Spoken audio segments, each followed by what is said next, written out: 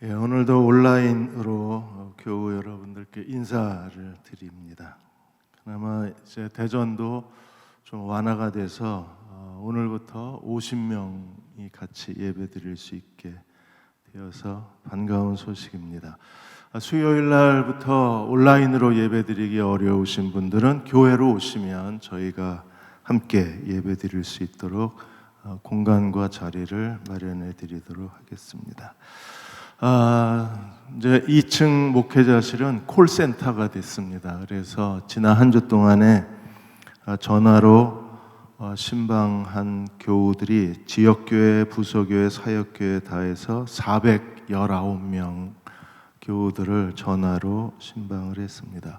힘들고 지치고 기도가 필요하신 분들은 언제든지 전화 주시면 저희가 전화로 상담해 드리고, 그리고 주중에 교회에 오시면 만나서 대화하고 기도해 드리고 또 신앙의 여러 가지 도움을 드릴 수 있습니다.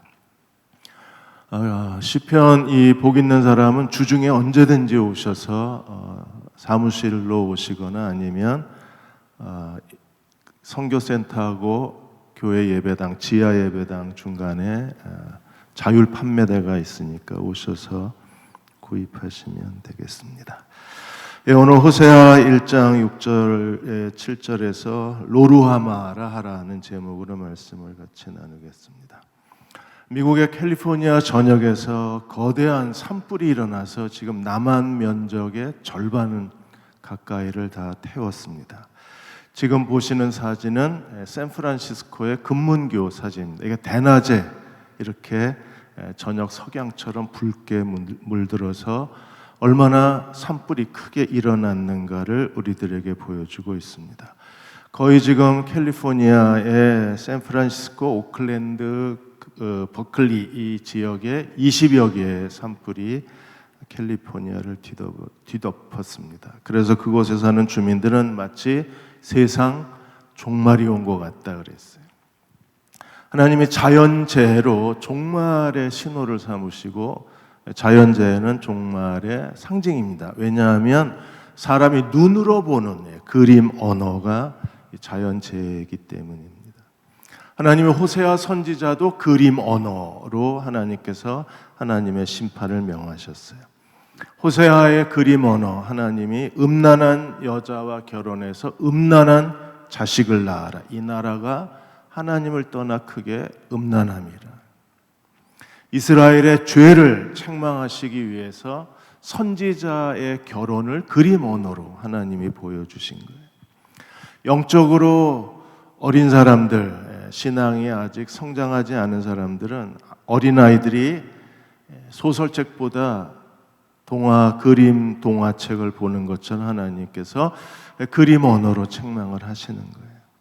호세아의 비극적인 결혼은 이스라엘의 죄가 무엇인가를 보여주고, 호세아의 아들과 딸은 하나님이 어떻게 심판하실 것인가를 보여주는 겁니다. 지난주에 아들을 낳았을 때 하나님이 이스르엘이라는 이름을 주셨습니다. 그리고 이스라엘의 피를 예후에게 갖겠다, 이스라엘에게 갖겠다고 하셨어요. 이스라엘의 피가 무엇입니까? 예후가 아합과 이세벨, 그들의 우상 숭배자들을 그들을 심판하고 바알과 아세라를 북이스라엘 땅에서 제거한 사건이 북이스라엘의 피였어요. 그런데 예후가 또다시 우상 숭배, 금송아지 숭배에 빠지자 하나님은 아합과 이세벨을 심판한 그 자리, 이스라엘의 피로 예후의 집을 하나님이 심판하시고 우상 숭배에 빠진 북이스라엘을 심판하시겠다고 하셨어요.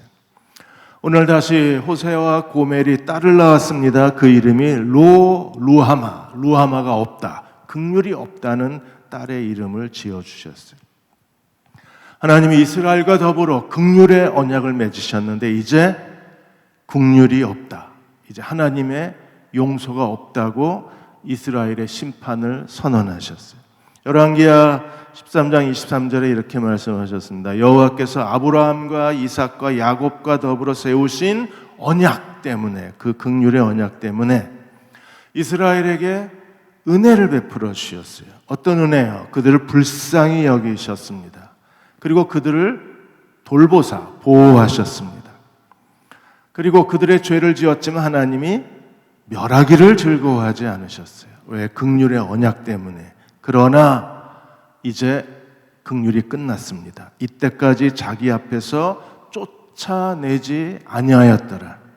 이제 긍휼이 끝나고 더 이상 용서는 없는 거예요. 6절과 7절에 북왕국 이스라엘에 대한 긍휼, 그리고 남왕국 유다에 대한 긍휼에 대해서 설명을 하셨어요. 1장 6절에 먼저 북왕국 이스라엘에 대한 설명입니다. 6절에 이렇게 말씀하셨습니다. 고멜이 또 임신하여 딸을 낳으며 여호와께서 직접 이름을 지어주셨어요. 그의 이름을 루하마라 하라. 그 이름의 뜻이 무엇입니까? 내가 다시는 이스라엘 족속을 긍휼히 여겨서 용서하지 않겠다. 긍휼이 끝났다는 것. A. 맥킨토시 구약 신학자는 이렇게 말했습니다. 그녀는 긍휼함을 절대 이제부터는 절대 받지 못한다. 그녀가 누구예요? 북이스라엘은 이제 더 이상 하나님으로부터 긍휼함을 받지 못한다. 루하마의 어근이 라함입니다. 라함은 가엾게 여긴다는 뜻이에요. 불쌍히 여기다, 가여워라, 가엾게 여긴다는 뜻이에요. 라함의 명사형이 레헴입니다. 레헴은 어머니의 자궁을 의미해요. 아주 무조건적 사랑, 일방적 사랑, 희생적 애정, 이게 어머니의 자궁입니다. 이제 하나님이 이스라엘을 포기하셨어요. 어머니의 자궁처럼 이스라엘을 희생적으로 돌보시고 그리고 일방적으로 베풀었던 사랑을 이제 포기하셨습니다. 더 이상 가엾게 여기지 않으실 거예요. 더 이상 불쌍히 여기지 않으실 거예요. 그리고 이제 이방 나라의 북이스라엘을 넘겨주실 것입니다. 하나님은 우리와 더불어 이스라엘과 더불어 긍휼의 언약을 맺으셨고 오늘 우리와 더불어도 긍휼의 언약을 맺으셨어요. 이 긍휼로 맺으신 하나님의 언약 때문에 하나님은 이스라엘의 아버지가 되고 이스라엘은 하나님의 자녀가 될 수 있었어요. 시편 103편 13절에 하나님께서 이렇게 말씀하셨습니다. 아버지가 자식을 긍휼히 여긴같이 여호와께서 자기를 경유하는 자를 긍휼히 여기시느니라. 아버지와 자식의 관계가 긍휼의 관계예요. 긍휼은 죄와 심판 중간에 있습니다. 하나님이 긍휼을 베풀어 주시면 우리의 죄가 용서받지만 하나님이 우리에게 긍휼을 베풀어 주지 아니하시면 우리의 죄에 대한 하나님의 심판과 멸망이 있을 수밖에 없는 거예요. 하나님께서 여로보암으로 인하여 금송아지 숭배, 아합과 이세벨로 인한 바알과 아세라 숭배, 그리고 다시 예후로 인한 금송아지 숭배. 하나님께서 이제 더 이상 긍휼은 없다. 전면 중단을 선언하셨어요. 이제 하나님이 이스라엘을 보호하지 않으실 것입니다. 이스라엘을 하나님이 더 이상 그들을 아끼지 않으실 것입니다. A. 맥킨토시는 이제 하나님이 선언하셨다. 내가 이스라엘의 집을 이 세상에서 완전히 제거해버리겠다고 선언하셨다고 했습니다. 만일에 오늘 하나님이 한국교회에 대해서 루하마, 이제 내가 다시 너희에게 긍휼을 베푸지 않겠다. 하나님께서 긍휼을 베푸지 않으시겠다는 전면 중단을 선언하시면 어떻게 될까요? 하나님이 저에 대해서, 조경호 목사에 대해서 루하마, 이제 너에게 더 이상 용서는 없다고 말씀하시면 제 인생은 어떻게 될까요? 북이스라엘은 어떻게 됐습니까? 열왕기하 18장 11절 12절에서 북이스라엘의 종말이 하나님이 긍휼이 없다고 선언하시자 그들의 그 국가 북이스라엘은 비극적으로 끝났어요. 아수르 왕이 이스라엘을 사로잡아 아수르에 이르러 고산 강가에 있는 할라, 하볼, 메대 사람의 여러 성읍에 두었더니 북이스라엘 사람들을 다 사로잡아서 아시리아 여러 나라와 완전히 혼합 민족이 되게 했어요. 그리고 12절에 왜 그렇게 하셨습니까? 그들이 하나님 말씀을 듣지 아니하고 그의 언약과 여호와의 종 모세가 명령한 모든 것을 따르지 아니하였더라. 그들의 불순종, 우상 숭배, 거짓, 탐욕 그리고 불의함으로 인하여 그들은 하나님께서 그들에 대해서 루하마 더 이상 긍휼은 없다고 선언하셨습니다. 오늘 우리도 하나님의 말씀을 듣지 않고 그의 언약에서 벗어나고 모세에게 명한 율법을 지키지 아니한다면 우리에게도 하나님께서는 지금은 오래 참으시지만 언젠가 하나님이 용서 금지를 선언하시면 이렇게 북이스라엘처럼 더 이상 긍휼함을 받을 수가 없을 것입니다. 두 번째로 남유다에 대해서는 하나님이 어떻게 하셨을까요? 하나님이 남유다에 대해서는 긍휼을 베풀어 주셨습니다. 호세아는 북왕국에서 태어나서 북왕국 선지자로 하나님께 부르심을 받았습니다. 그런데 남왕국에 대해서 하나님 말씀을 전하고 있어요. 1장 7절에 유다 족속에 대해서 이렇게 하나님이 말씀을 전했습니다. 내가 유다 족속을 긍휼히 여기노라. 북왕국에 대해서는 다시는 긍휼히 여기지 않겠다. 남유다에 대해서는 내가 그들을 긍휼히 여기겠다. 그래서 그들의 하나님 여호와로 구원하시고 활이나 칼이나 전쟁이나 말과 마병으로 구원하지 아니하시리라. 아시리아와의 전쟁에서 하나님께서 말이나 활이나 칼이나 전쟁이나 말과 마병, 강력한 군사적 하드웨어로 그리고 뛰어난 군사 전략으로 하나님이 유다를 구원하시는 게 아니라 하나님 자신이 구원하시겠다는 거예요. 하나님의 긍휼로 구원하시겠다고 하셨습니다.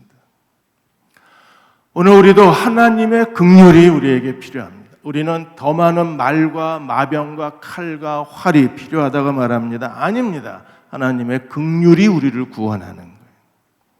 아수르의 사네립 그 왕이 북이스라엘을 덮쳤어요. 그리고 그들은 다 사로잡혀서 아시리아 여러 나라의 혼합 민족이 되어버리고 말았습니다. 북이스라엘을 정복한 이 사네립이 그대로 남유다의 여러 성읍들을 정복하고 예루살렘을 에워쌌어요.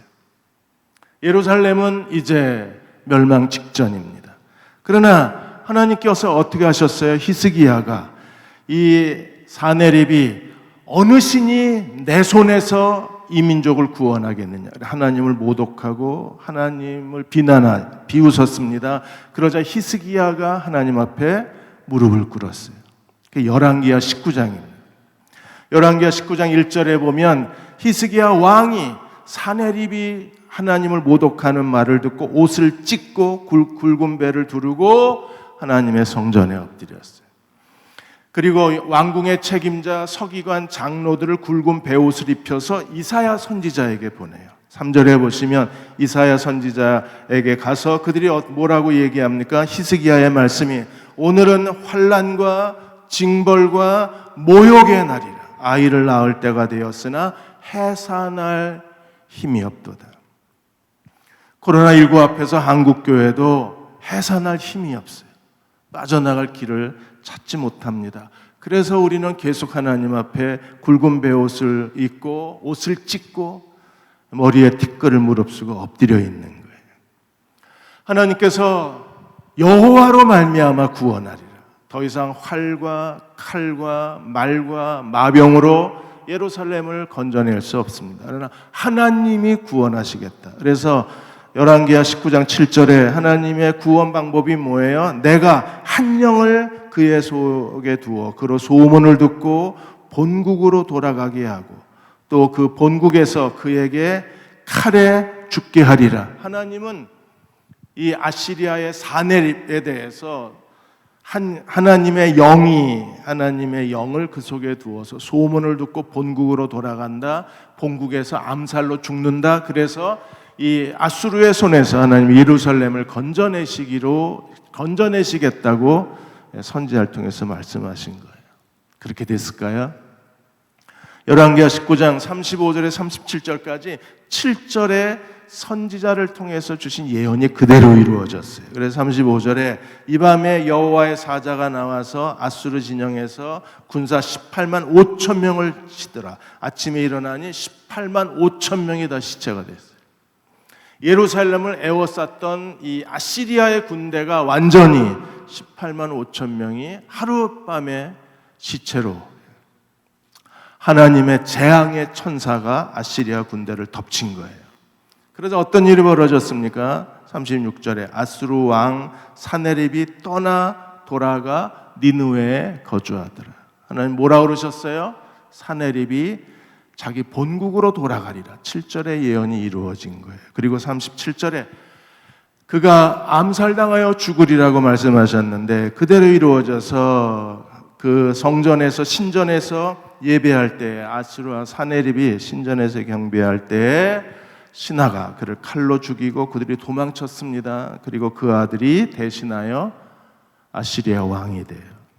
하나님이 말씀하신 그대로 이스라엘, 유다를 구원하신 것, 예루살렘을 구원하셨어요. 오늘 우리는 유다처럼 긍휼을 입는 그리스도의 종들이 되어야 돼요. 계속해서 불순종과 우상 숭배와 그리고 죄와 악을 불의를 행하면 거짓에 빠져 있으면 우리는 북이스라엘처럼 어느 날 긍휼이 멈춰요. 그러나 우리가 하나님을 의지하고 하나님을 섬기면, 하나님을 찾으면 우리에게 긍휼을 베풀어 주실 것입니다. 하나님을 찾는 사람들은 어떤 사람들입니까? 누가 의롭고 경건한 사람들이에요? 겸손한 사람들이에요. 겸손이 그의 의로움입니다. 겸손히 하나님을 의지하는 사람의 영성입니다.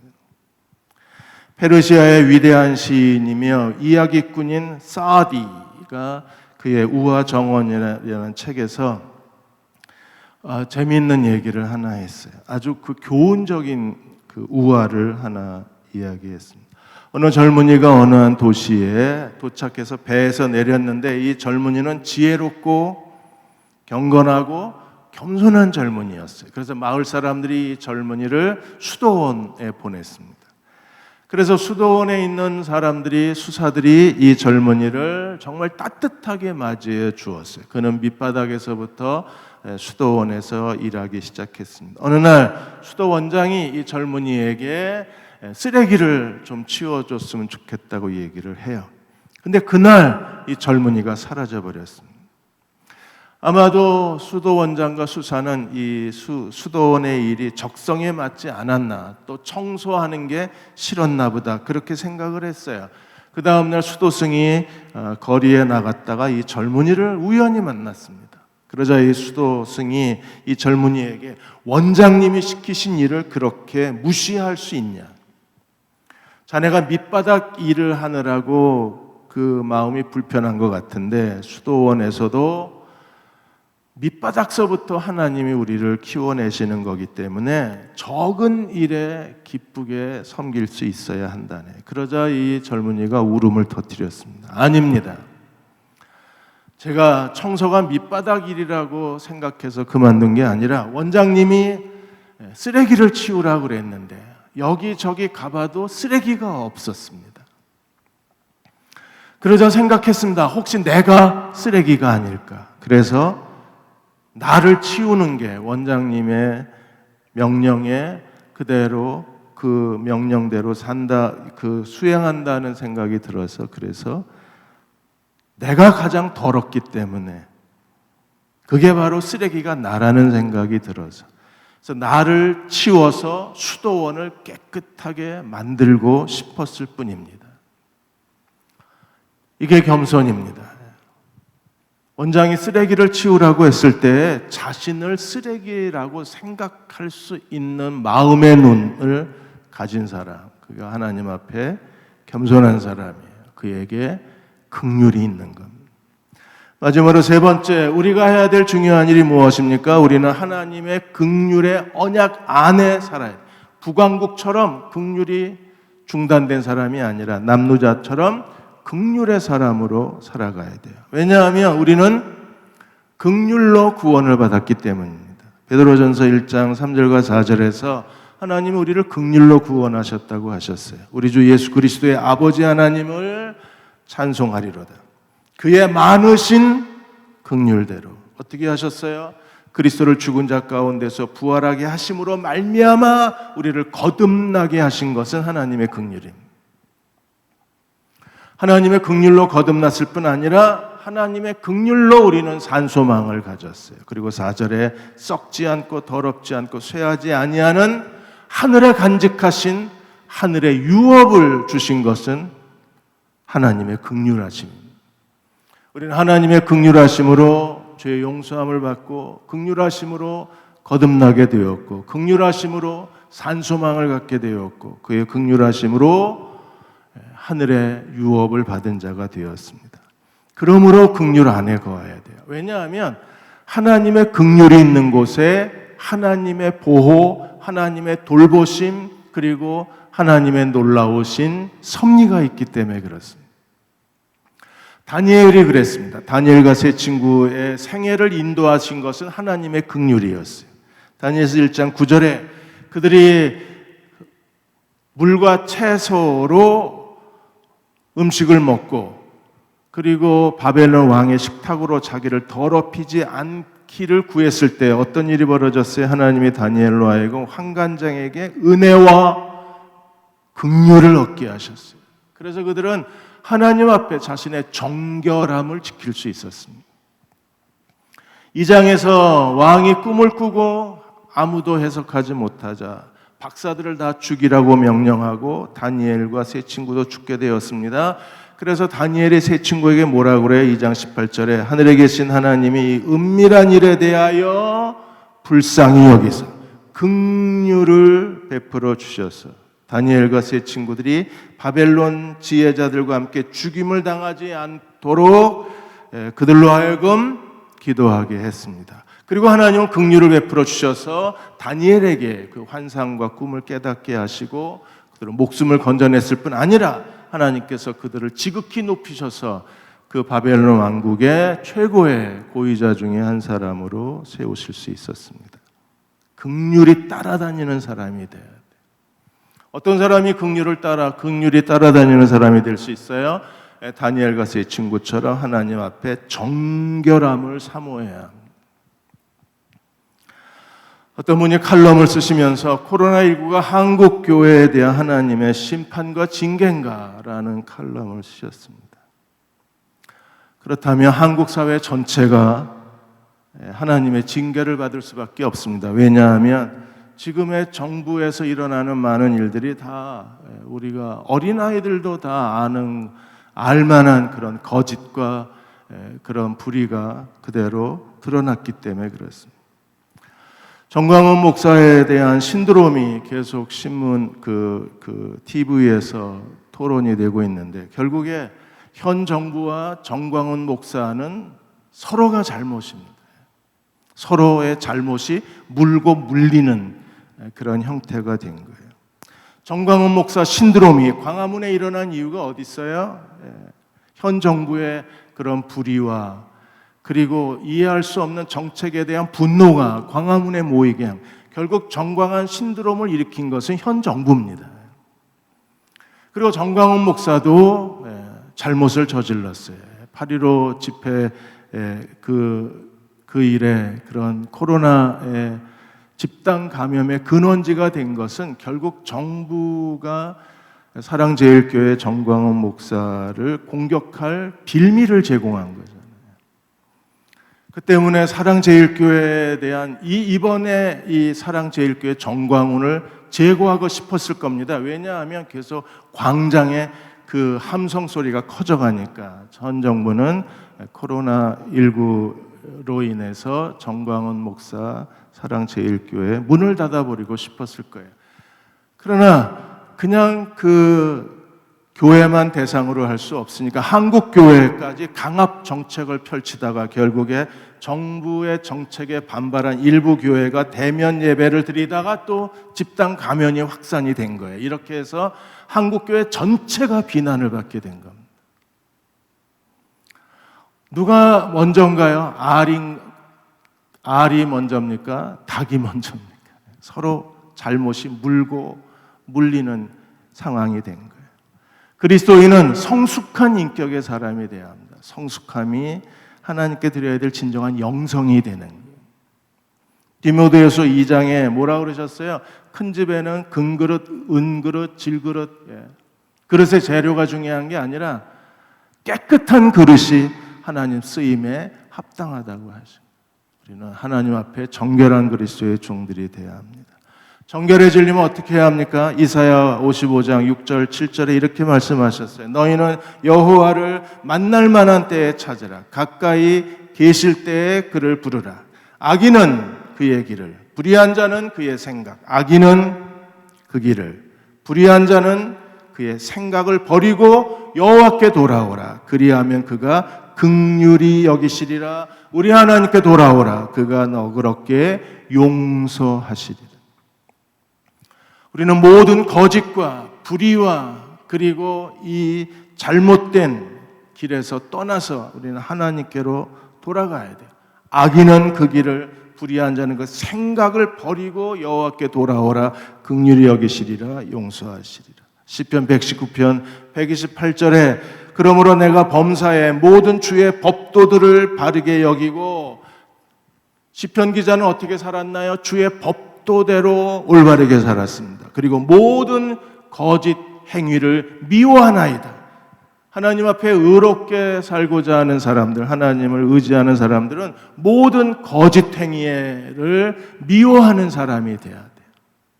지금 한국 사회는 리플리 증후군에 빠졌습니다. 리플리 증후군은 뭐예요?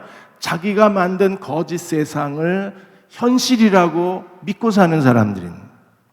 정찬성 정신의학과 그 전문의가 거짓말을 반복하다가 거짓말을 진실처럼 믿게 된다는 거예요. 지금 한국이 그렇습니다. 한국 사회가 거짓말이 계속 반복되다 보니까 거짓말이 어느새 진실이 돼버렸어요. 이것을 리플리 증후군이라고 말합니다. 이 영화 보셨죠?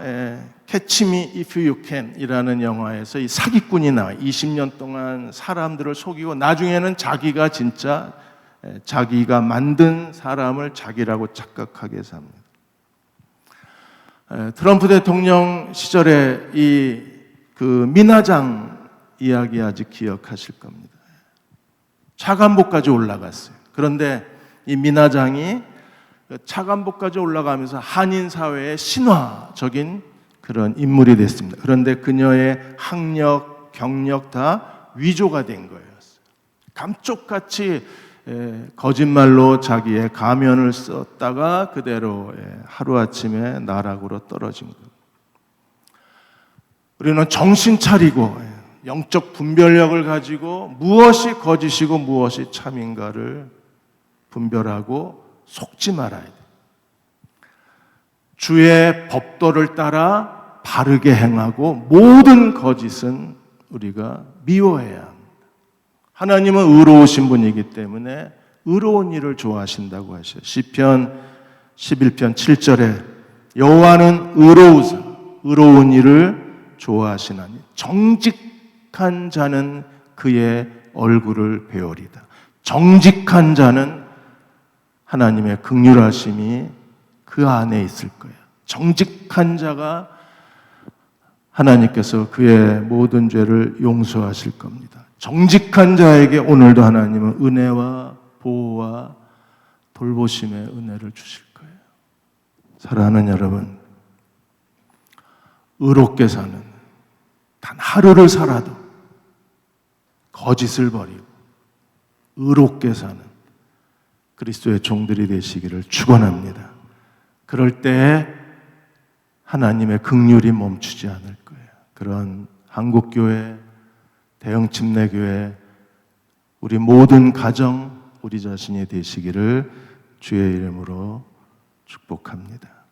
이 시간 우리 찬양팀과 함께 사랑은 절대 실패하지 않습니다. 여호와께 돌아가자. 우리 찬양 부르시고 같이 기도하는 시간을 갖겠습니다.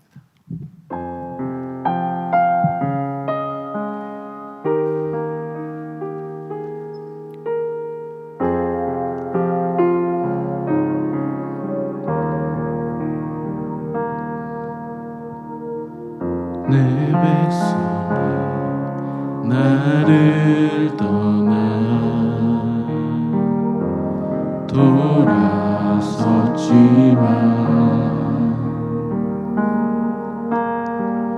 내 사랑이 내 백성을 보기 못하니 내 모든 것 내어주고 나 그들을 얻으리라. 여호와께 돌아가자. 우린 돌아서도 그는 변치 않네. 여호와께 돌아가자. 우린 넘어져도 그 사랑 영원하네.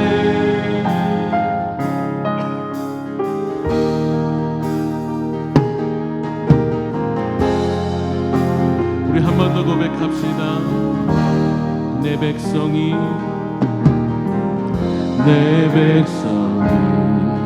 나를 떠나 돌아섰지만 내 사랑 내 백성을 보기 못하니 내 모든 것 내어주고 나 그들을 얻으리라. 여호와께 돌아가자. 우린 돌아서도 그는 변치 않네. 여호와께 돌아가자.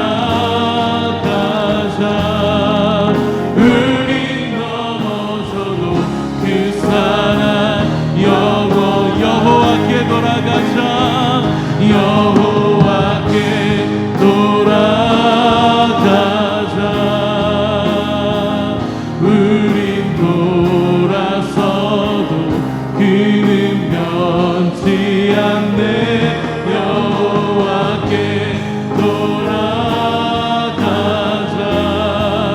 우린 넘어져도 우리 함께 고백하시면서 사랑은 오래 참고 사랑은 오래 참고